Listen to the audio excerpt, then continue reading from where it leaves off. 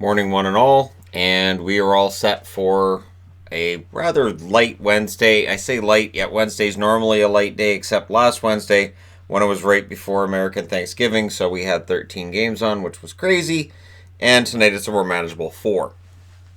And then tomorrow night, we get busy again. Thursdays, Saturdays, Tuesdays are the busiest nights for hockey. There are various reasons for that when they do the scheduling, but it's neither here nor there. For today, we only have the 4 to go over, and then we're all set. Now, the interesting thing is we're starting off with Colorado and the Toronto Maple Leafs, and what's interesting is all 4 of these matchups are between Eastern and Western Conference teams. So the Western Conference visiting the Eastern Conference in the first 2, and the Eastern Conference visiting the Western Conference in the final 2. This one starts at 4 o'clock Pacific, 7 o'clock Eastern. Colorado in against the Toronto Maple Leafs. The Avs at 16-8-2 on the road. They're 8-5-1, and now they're starting to get healthy. I saw Calvert listed as being in the lineup. Rantanen, of course, came back. So yeah, if Calvert's able to make his return, Colorado's getting healthy. On the Toronto side, they're 13-11-4 at home. They're 7-3-4, and they're coming off of a really rough-looking loss last night against Philadelphia. I say rough-looking because it was close until late.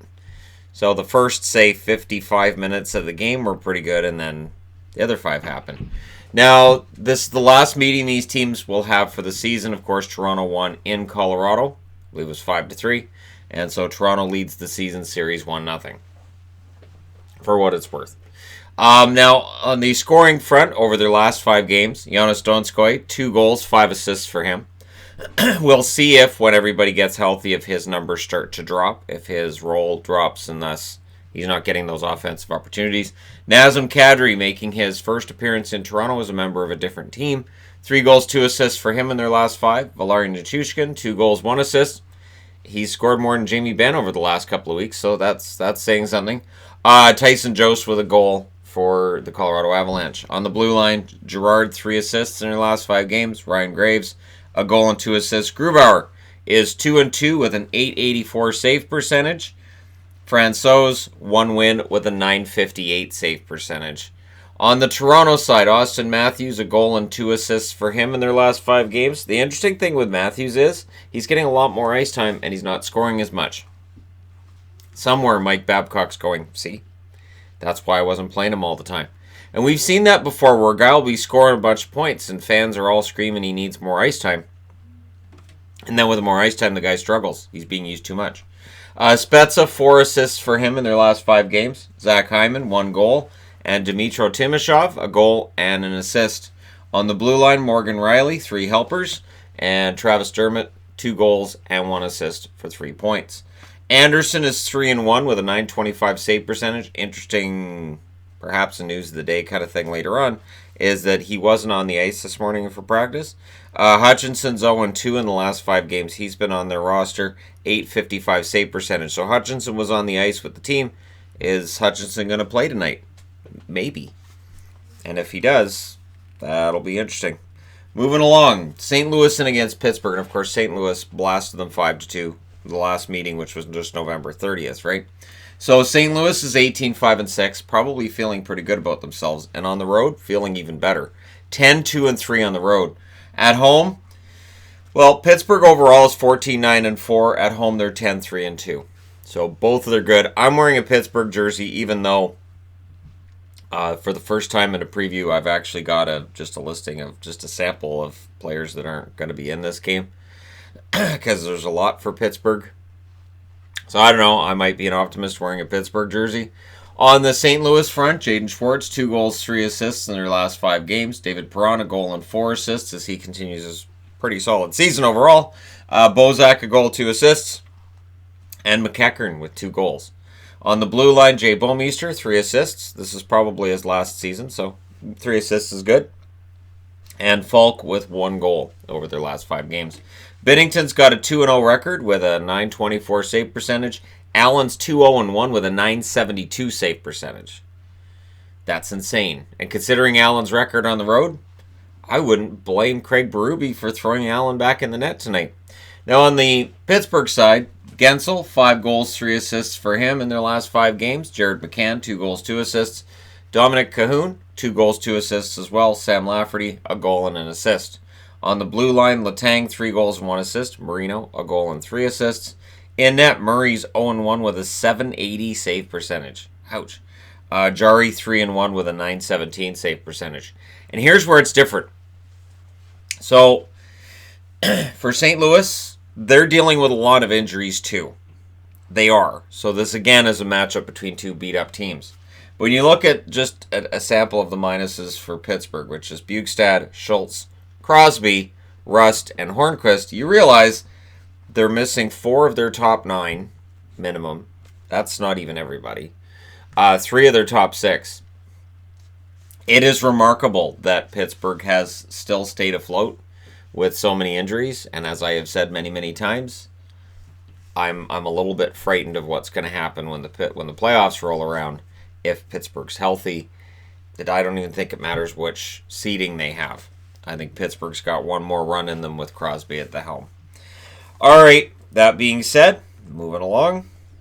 So this one's at 5 o'clock Pacific, 8 o'clock Eastern. This one's 6:30 Pacific, 9:30 Eastern. So they're nicely spread out tonight, to be honest. Ottawa's in against Edmonton. So Ottawa coming off of a loss last night against Vancouver. They should feel pretty good about. They were down 4-0 after the first, and yet they lost 5-2. They don't really quit on themselves or on each other. Now, they are now 11-16-1.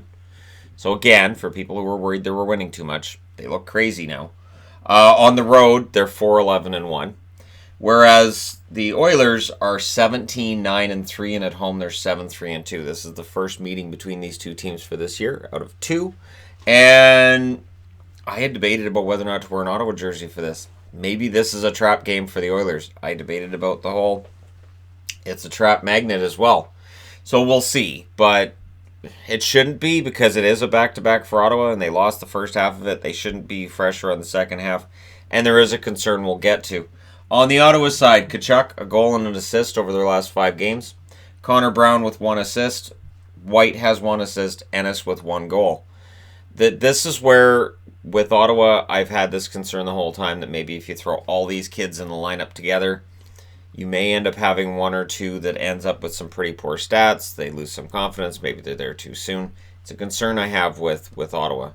On the blue line, Borowiecki, the hero, has 1 assist in their last 5 games. Shabbat with a goal and 2 assists. In goal, Hogberg is 0-1 with a .925 save percentage, and Nilsson's 0-3 with an .817 save percentage. Do you go back to Nilsson tonight? It's probably Hogberg's net, right? So is Hogberg going to stop Connor McDavid and Leon Draisaitl? That's why I can't in good conscience throw an Akbar magnet up there and say, oh yeah, no, this is totally a trap game. I don't see how it is. For the Oilers, who lost back-to-back games before beating Vancouver in the second half of that back-to-back, now they're going to be against another team they should be able to defeat, and now they're looking to win 2 in a row. And again, and I said this early this season when they got off to that really hot start, Edmonton doesn't have to play lights-out hockey to make the playoffs. Not anymore. They just have to maintain 500, win a couple more than they lose along the way, and they're in good shape. On the Edmonton front, McDavid, 3 goals, 4 assists in their last 5 games. Gagne with 2 assists. Chase on a goal and 2 assists, and Granlund with 2 goals. So there are some guys here who are producing a little bit here and there. It does still feel like they need a top 6 winger. This is why everybody's romanticized the idea of Taylor Hall going back there. On the blue line, Nurse, 2 assists. Ethan Bear, a goal and an assist. Koskinen has a 2-1 record over their last 5 games with a .920 save percentage. Looks like he's still being backed up by Stuart Skinner, as Smith is out with a leg issue. And he's just day-to-day, so uncertain when he's coming back. I would imagine it would be soon.